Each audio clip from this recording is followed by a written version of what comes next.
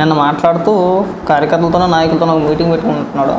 నిన్న మాట్లాడుతూ ఏమని మాట్లాడతాడంటే, జగనే ఉండుంటే ఈ పాటికి అమ్మఒడి ఇచ్చేసిందును, జగనే ఉండుంటే కనుక రైతు భరోసా ఇచ్చేద్దును, జగనే ఉండుంటే కనుక విద్యాదీవెన ఇచ్చేసింది ఈ పాటికి, ఇంకా చాలా మాటలు మాట్లాడు. ఒకసారి మచ్చుకు కొన్ని మాటలు వినిపిస్తారు ఉంటాయి. కానీ మళ్ళీ ఏమైంది, మళ్ళీ చంద్రబాబు నాయుడు పాలన వచ్చింది, మళ్ళీ ఇదే చూస్తూ ఉన్నాం. ఈరోజు 22 నెలలు అయిపోయింది, స్కూళ్ళు తెరిచినాయి, పిల్లలు బళ్ళకు పోతా ఉన్నారు.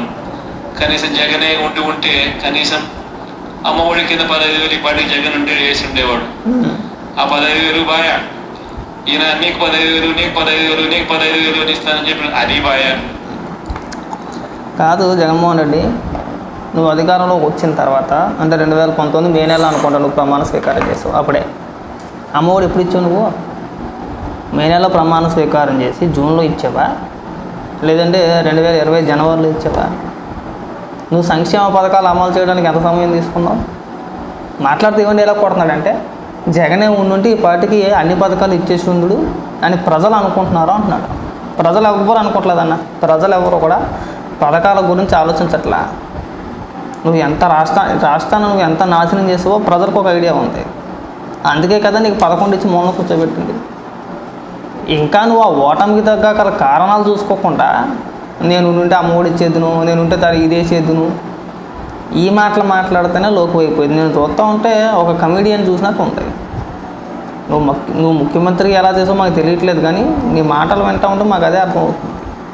గతంలో మనం ఇచ్చిన హామీలు ఏవైనా మాట్లాడితే నాకు సెక్యూరిటీ తీసేయడం అంటాడు. అక్కడ కూడా అదే ఏడుపు. ముందు అసెంబ్లీకి వెళ్ళడానికి సెక్యూరిటీ ఎందుకు నాకు అర్థం కావట్లా. ఇప్పుడు ఎమ్మెల్యేగా గెలిచి అసెంబ్లీకి వెళ్ళి ప్రజల సమస్యల గురించి అక్కడ పోరాడేవనుకో, అక్కడ మాట్లాడేవనుకో, అదొక అసెంబ్లీకే పోనేవాడికి సెక్యూరిటీ ఎందుకయ్యా? మాట్లాడితే బెంగళూరు పోయే నీకు అక్కడ సెక్యూరిటీ దేనిక మాకు అర్థం కావట్లా. సరే, ఆ సెక్యూరిటీ సంగతి పక్కన పెట్టి తర్వాత మాట్లాడుకోవచ్చు. రైతు భరోసాను ఏదో చెప్పుకోవచ్చు కదా, అందులో నువ్వు ఇచ్చిందంత కేంద్రం ఇచ్చేది 7,500 కలుపుకుంటే నువ్వు ఇచ్చేది 13,000 రూపాయలు, అంతేనా? దానికి కూడా మన డబ్బా మనం కొట్టేసుకోవడమే. నేనుంటే ఏదో బ్రహ్మాండంగా చేసాను, అద్భుతాలు చేశాను అని సొలమాటలు చెప్తున్నాను. నువ్వు ఉంటే ఏమీ చేయలేదు. నువ్వు అధికారంలో ఉండి ఏం చేసావంటే ప్రాంతానికి ఒక రాజభవనం కట్టుకున్నావు. తాడేపల్లి కొంప, ఉదాహరణకి తాడేపల్లి కొంప, వైజాగ్ రుషికొండ ప్యాలెస్. మళ్ళీ అధికారంలోకి వచ్చుంటే కనుక అలాంటి ప్యాలెస్లు ఒక 10-20 కట్టుకుంది. జిల్లాల వారీగా జిల్లాకు ఒకటి చొప్పున పెద్ద పెద్ద భవనాలు కట్టేద్దు. ఇది ప్రజల సొమ్ముతో. అంతకుమించి నువ్వు చేసేది ఏం లేదు. మాట్లాడితే నేను పథకాలు ఇచ్చేసాను, అవి కూడా అప్పు చేసాక ఇచ్చింది. సంపద సృష్టించావా అంటే లేదు. రాష్ట్ర అభివృద్ధి ఏమైనా పెంచావా అంటే అది లేదు. కొన్ని పరిశ్రమలో పెట్టుబడుల్లో తీసుకొచ్చాడంటే అది కూడా లేదు. మరి మనం చేసింది ఏంటి? కేవలం అప్పులు చేసేసి బటన్ నొక్కేయడమా? అది కూడా ఎన్నికల ముందు ఒక 3 నెలల ముందు ఒక 7 బటన్లు నొక్కావు. అంటే 7 సార్లు విద్యా దీవెన అని చెప్పేసాను, రైతులకు సబ్సిడీ అని చెప్పేసాను, ఇలాంటివి ఒక 7 బటన్లు నొక్కావు. వాటికి డబ్బులు ఇచ్చామంటే డబ్బులు ఇవ్వలేదు కదా.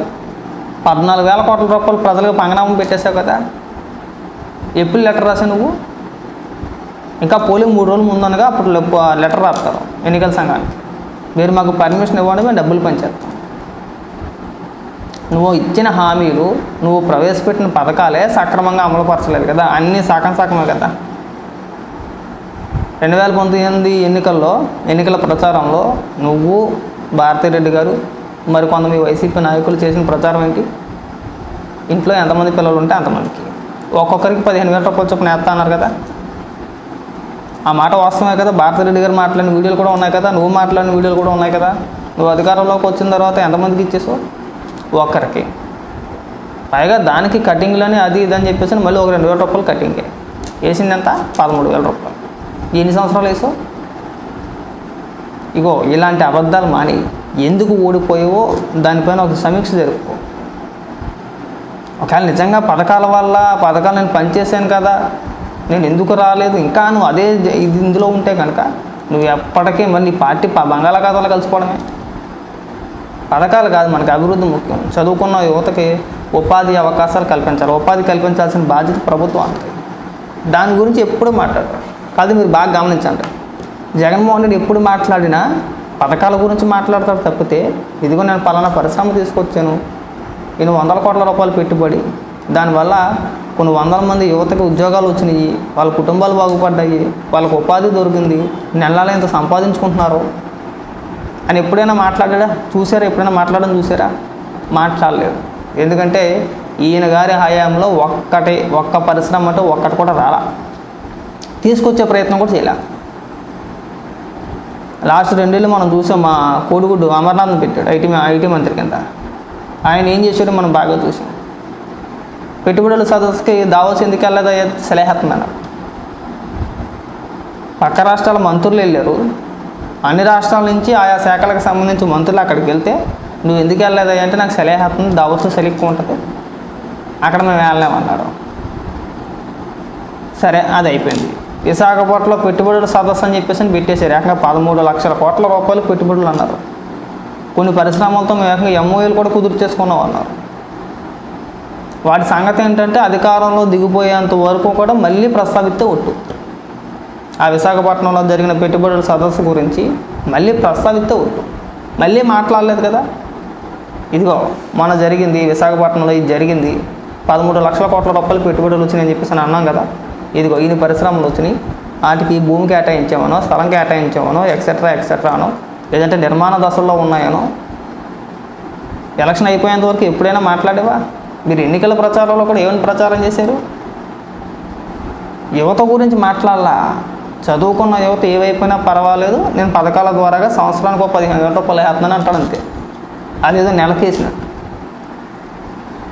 అంటే నువ్వు ఇచ్చే 15,000 రూపాయలైనా జనం బతుకుతున్నారా అనే ఫీలింగ్లో ఉన్నమాట. అంటే నేను ఇచ్చే 15,000 రూపాయలు ఏదో ఒక పథకం పేరు చెప్పిన 15,000 రూపాయలు వేస్తున్నాను కదా, ఆ 15,000 రూపాయలతోనే రాష్ట్ర ప్రజలందరూ బతికేస్తున్నారు అనే ఫీలింగ్లో ఉన్నాడు.